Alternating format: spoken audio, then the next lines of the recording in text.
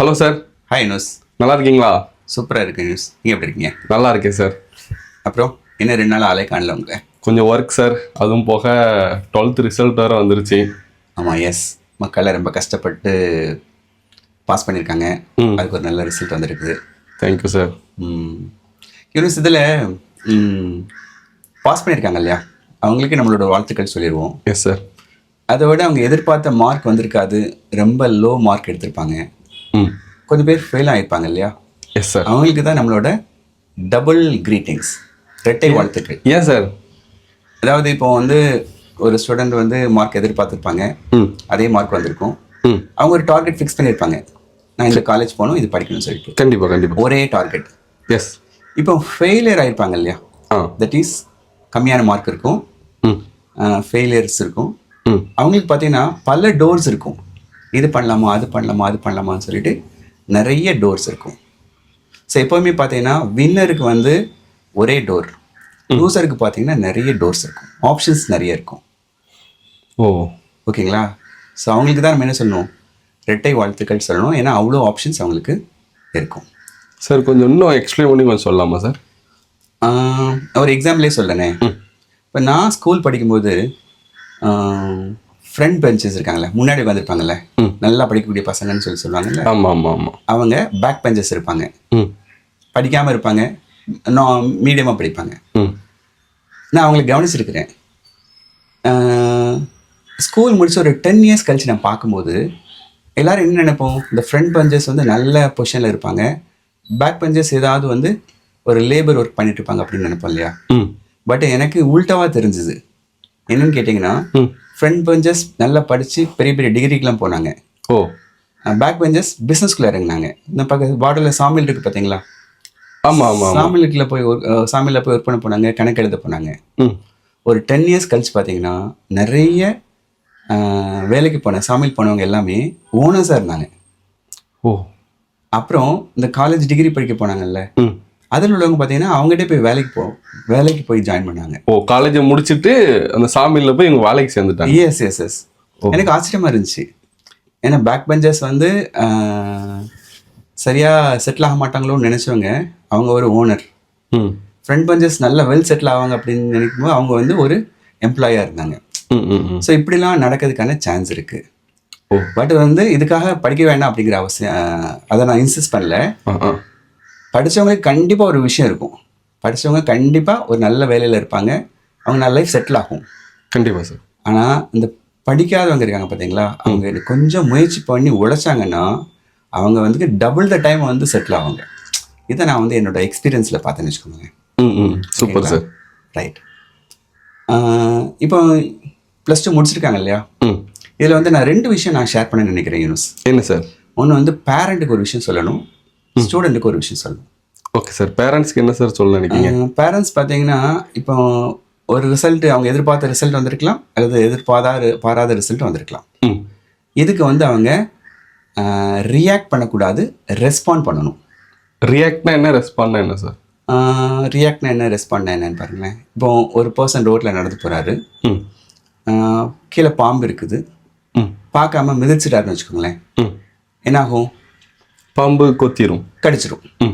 இது பாம்பு ரியாக்ட் பண்ணிட்டு. ஓகேவா. அவர் என்ன பண்ணாரு, பார்த்த பாம்பு கடிச்ச பதட்டத்தில் அதை அடிச்சு கொண்டுறாரு. ஓகேவா. பாம்பு கடிச்சிருச்சு அப்படிங்கிற பதட்டத்தில் கொஞ்சம் பயமாகி மயக்கமாயிடுறாரு. இதுவும் ரியாக்ஷன் தான். அதே பர்சன் பாம்பு கடிக்குது, அவருக்கு பாம்பு கடிச்சுன்னு தெரிஞ்சு போச்சு. ஓகே, அது அவரோட மிஸ்டேக் அப்படின்னு உணர்ந்துடுறாரு, நம்ம தான் மிதிச்சிட்டோம். ஓகேவா. அதுக்கப்புறம் எல்லா பாம்பும் பாய்சனஸ் ஸ்னேக்ஸ் கிடையாது அப்படிங்கிறது அவருக்கு தெரியுதுன்னு வச்சுக்கோங்க.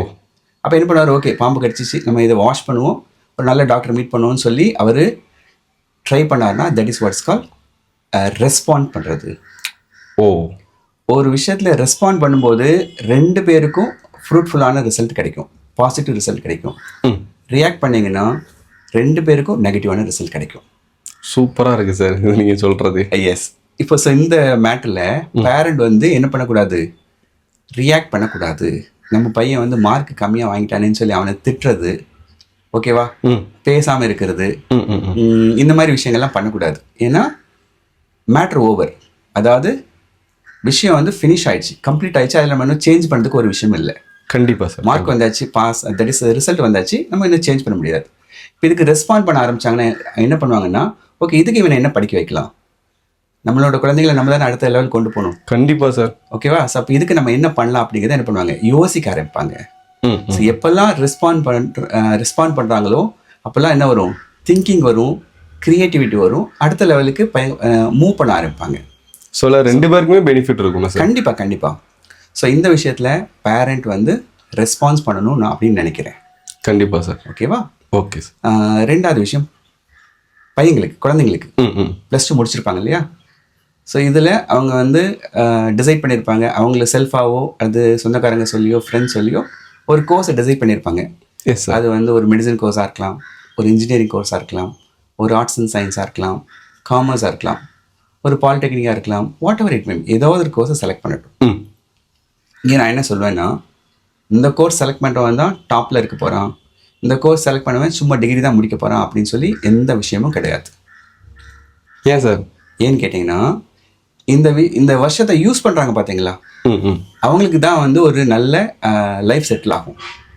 என்ன யூஸ் பண்ணுறது அப்படின்னு கேட்குறீங்கன்னா, ஃபார் எக்ஸாம்பிள் பாருங்களேன், இன்றைக்கி வந்து 2025, இன்னொரு 7 வருஷத்தை நம்ம கணக்கில் எடுத்துக்கணும். இன்றைக்கி +2 படித்த பசங்க எல்லாமே இன்னையிலேருந்து ஒரு 7 இயர்ஸை வந்து மைண்டில் செட் பண்ணிக்கணும். ஆஃப்டர் 7 இயர்ஸ் என்ன ஆக போகிறாங்க அப்படிங்கிறத இன்றைக்கே அவங்க டிசைட் பண்ணணும். 7 இயர்ஸில் நம்ம என்னவா இருக்கணும் அப்படிங்கிறத இன்றைக்கி அவங்க முடிவு பண்ணிடணும். ஆமாம், இன்றைக்கி வந்து அவங்களுக்கு ஒரு 17 இயர்ஸ்க்கு 17 வயசு இருக்குன்னு வச்சுக்கோங்களேன்.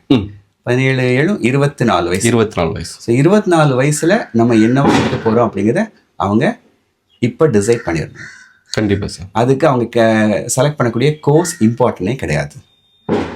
அப்போ என்ன சார் இம்பார்ட்டன்ட்? பாருங்களேன், ஒரு இன்ஜினியரிங் ஒருத்தர் செலக்ட் பண்ணுறாரு, ஒருத்தர் வந்து நார்மலாக அவரோட மார்க்குக்கு BA இங்கிலீஷோ BA தமிழோ செலக்ட் பண்ணுறாரு. இந்த 2 பேரையும் நான் என்ன பண்ணுறேன், ஈக்குவலாக தான் நான் பார்க்குறேன். ஏன் சார்? எப்படின்னா, இந்த 7 இயர்ஸ் அவங்க ப்ராப்பராக யூட்டிலைஸ் பண்ணால் 2 பேரும் ஈக்குவலான ஒரு பொசிஷனில் நிற்பாங்க. எப்படின்னு பாருங்கள். ஸோ எல்லாரும் என்ன நினைப்பாங்க, BA தமிழ்ங்கிறது ஒரு நார்மல் ஒரு ஆப்ஷன், ஃபியூச்சர் இல்லாத ஒரு கோர்ஸு. இன்ஜினியரிங் அப்படிங்கிறது முடிச்சவொடனே ஒரு வேலை கிடைக்கிற கோர்ஸ் அப்படின்னு நினைப்பாங்க இல்லையா? கண்டிப்பாக எல்லாரும் நினைக்கிறதா. அது எல்லாரும் நினைக்கிறது தான், உண்மையும் கூட தான். எப்போ அப்படின்னு கேட்டிங்கன்னா, படிக்கிற படிப்பை நம்பி வேலைக்கு போகிறாங்க இல்லையா, அதுக்கு. ஓகேவா? நான் என்ன சொல்கிறேன்னா, என்ன டிகிரியாக இருக்கட்டும், அது வந்து இன்ஜினியரிங்காக இருக்கட்டும், மெடிசனாக இருக்கட்டும், ஆர்ட்ஸ் அண்ட் சயின்ஸாக இருக்கட்டும், காமர்ஸாக இருக்கட்டும், that's not a matter of fact. என்ன நீங்கள் செலக்ட் பண்ணுறீங்க அப்படிங்கிறது மேட்ரு இல்லை. அந்த கோர்ஸை நீங்கள் படிக்கிறீங்கல்ல, படிக்கும்போது 3 இயர்ஸோ 4 இயர்ஸோ அந்த கோர்ஸில் உள்ள நூக் அண்ட் கார்னர் இடுக்கு உங்களுக்கு தெரிஞ்சிருக்கணும். அப்படின்னா அந்த கோர்ஸை பற்றி தரவு நாலேஜ் உங்களுக்கு கிடைச்சிருக்கணும். நீங்கள் ஸ்கூலில் படிக்கிற மாதிரி கொஸ்டின் ஆன்சர் படிக்கக்கூடாது.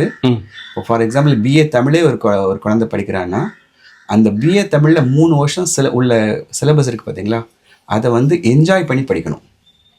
டெய்லி எக்ஸைட்மெண்ட்டோட காலேஜுக்கு போகணும். புதுசாக லேர்ன் பண்ணுறோம் அப்படின்னு சொல்லி என்ஜாய் பண்ணி படித்தாங்கன்னா அந்த 3 வருஷ கண்டென்ட் வந்து அவங்களுக்கு நல்லா தரவாக இருக்கும். Okay sir. மார்க் முக்கியம் இல்லை, மார்க்கை வச்சு கொஸ்டின் படித்து ஆன்சர் பண்ணுறாங்க பார்த்தீங்களா, ஸ்கூல் கான்செப்ட், அதை யோசிக்காமல் என்ஜாய் பண்ணி படித்தாங்க அப்படின்னா ஆட்டோமேட்டிக்காகவே அவங்களுக்கு வந்து மார்க் நல்லா ஸ்கோர் பண்ணுவாங்க. கண்டிப்பாக சார். ஓகேவா? ஸோ இது வந்து அவங்களோட காலேஜ் டிகிரி பற்றி உள்ள விஷயங்கள். இது கூட சேர்ந்து அவங்க என்ன பண்ணணும்னு கேட்டிங்கன்னா, காலேஜுக்கு போகும்போது இந்த வீடியோ கேட்ட நெக்ஸ்ட் டேலேருந்தே 6th ஸ்டாண்டர்ட்லேருந்து 12th ஸ்டாண்டர்ட் வரை உள்ள NCERT புக் இருக்குது பார்த்தீங்களா, NCERT புக்கை வாங்கி வச்சுக்கணும். NCERT புக்னா என்ன சார்? சென்ட்ரல் கவர்மெண்ட் நம்ம ஸ்கூலில் படிக்கக்கூடிய புக்ஸ் எல்லாமே NCERT புக் தான். Okay sir. ஓகேவா? சென்ட்ரல் கவர்மெண்ட் வந்து ஒரு ஃப்ரேம் ஒர்க் வச்சுருக்காங்க. அவங்க வந்து அதான் புக்கை வந்து டிசைன் பண்ணி கொடுப்பாங்க, சிலபஸ் டிசைன் பண்ணி வச்சுக்கோங்க. ஸோ அந்த NCERT புக்கை இவங்க என்ன பண்ணிடணும், வாங்கி வச்சுக்கணும். காலேஜ் போன ஃபர்ஸ்ட் டேலேருந்து 6th ஸ்டாண்டர்ட் புக்கை வந்து படிக்க ஆரம்பிச்சிருக்கணும். ஓகேவா? எதுக்கு சார்? பாருங்களேன், நார்மலாக 6th ஸ்டாண்டர்ட் படிக்கிற பையனுக்கு 6th ஸ்டாண்டர்ட் புக்கு வந்து கஷ்டமாக இருக்கும். கண்டிப்பாக. ஓகேவா? அதே இது இப்போ 12th முடித்த குழந்தைக்கு அது 6th ஸ்டாண்டர்ட் புக் வந்து ரொம்ப ஈஸியான ஒரு விஷயமா இருக்கும்.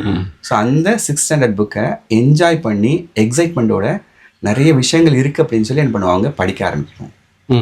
எதுக்காக நான் இதெல்லாம் சொல்லேன்னா, நான் ஒரு 7 இயர்ஸ் சொன்னேன் பார்த்தீங்களா, அந்த 7 இயர்ஸில் இவங்க வந்து ஒரு பொசிஷனுக்கு போகணும்.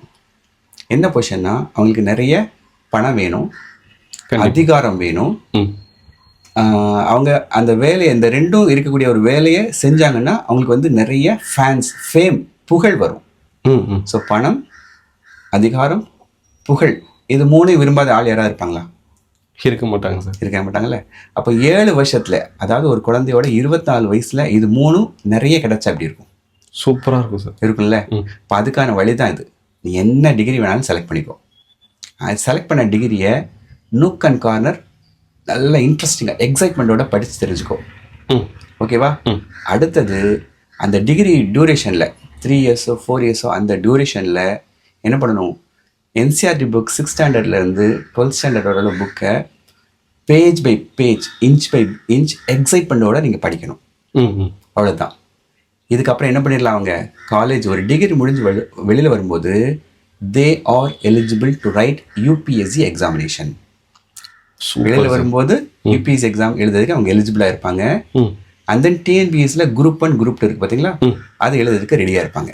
கண்டிப்பாக சார். ஓகேவா? வெளியில் வந்து ஒரு 1 year to 2 years ஏதாவது ஒரு அகாடமி இருக்குது பார்த்தீங்களா, அவங்க கைடன்ஸ் இருக்கும்.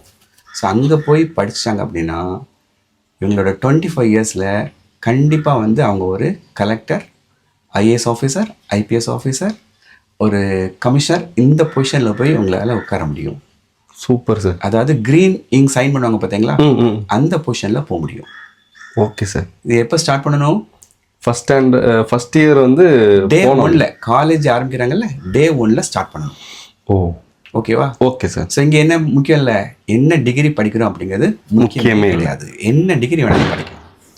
எது படித்தாலும் விருப்பப்பட்டு எக்ஸைட்மெண்ட்டோட படிக்கணும். எல்லாம் தெரிஞ்சுக்கிறதுக்காக படிக்கணும். எக்ஸாம் தெரிஞ்சுக்காக படித்தாலே எக்ஸாம் வந்து சூப்பராக தான் எழுதுவாங்க. கண்டிப்பாக சார். ரைட்டுங்களா? ம் இது ஒன்றாவது மேட்ரு. இது பண்ணும்போது இப்போ இவங்களோட கோல் வந்து ரொம்ப டாப்பாக ஃபிக்ஸ் பண்ணிட்டாங்களா, நல்லா ஹையாக ஃபிக்ஸ் பண்ணிட்டாங்க. நம்ம வந்து ஒரு க்ரீனிங்கில் சைன் பண்ணக்கூடிய ஆஃபீஸர்னு ஃபிக்ஸ் பண்ணிட்டாங்க. ம் அப்போ என்ன ஆகுதுன்னு அவங்களுக்கு, நம்ம படிக்கிற காலேஜ் நல்லா இல்லை அப்படிங்கிற மைண்ட் செட் வராது. ஹாஸ்டல் நல்லா இல்லை, ம் சாப்பாடு நல்லா இல்லை, ஓகேவா, ஃப்ரெண்ட்ஸ் சரியாக செட் ஆகலை, ஹோம் சிக் இருக்குது, வீட்டிலேருந்து ரொம்ப தூரம் போய் தங்குறோம், இந்த மாதிரி எந்த விஷயமும் என்ன ஆகாது, இவங்களை டிஸ்டர்ப் பண்ணாது. ஓகேவா? அதே மாதிரி இவங்க காலேஜ் படிக்கும்போதும் நல்லா ஜாலியாக இருக்கலாம். ஃப்ரெண்ட்ஸ் கூட வெளியில் போகலாம், சினிமா பார்க்கலாம், ஓகேவா, ஊர் சுற்றலாம். பட் இது என்ன பண்ணாலும் இவங்களோட டார்கெட் ஒன்று ஃபிக்ஸ் ஆகிருக்கு பார்த்தீங்களா, கண்டிப்பாக ஆட்டோமேட்டிக்காகவே அது எல்லாமே கண்ட்ரோல் ஆகும். ஓகேவா? நிறைய இவங்க சுத்த நினைப்பாங்க, பட் மைண்டில் என்ன இருக்கும், இன்னைக்கு வந்து 6th ஸ்டாண்டர்டில் இந்த சிலபஸ் முடிக்கணும் அப்படின்னு சொல்லி ஒரு மைண்டில் இருக்கும். ஒரு எக்ஸைட்மெண்ட் ஆயிடும்ல, படிக்கிறதுல ஒரு எக்ஸைட்மெண்ட் ஆயிடுவாங்கல்ல. ஸோ அது என்ன இருக்கும், இது எல்லாமே ஆட்டோமேட்டிக்காகவே கண்ட்ரோல் ஆகும். மொபைல் பார்த்துட்டு இருக்கும்போதே ஒரு கில்ட்டி கான்சியஸ்னஸ் வரும். ஐயோ நம்ம படிக்க வேண்டியிருக்குன்னு சொல்லி ஒரு கில்ட்டி வந்து மொபைலில் வந்து ரீல்ஸை பார்க்கறத குறைச்சிட்டு இதை இன்க்ரீஸ் பண்ணுவாங்க.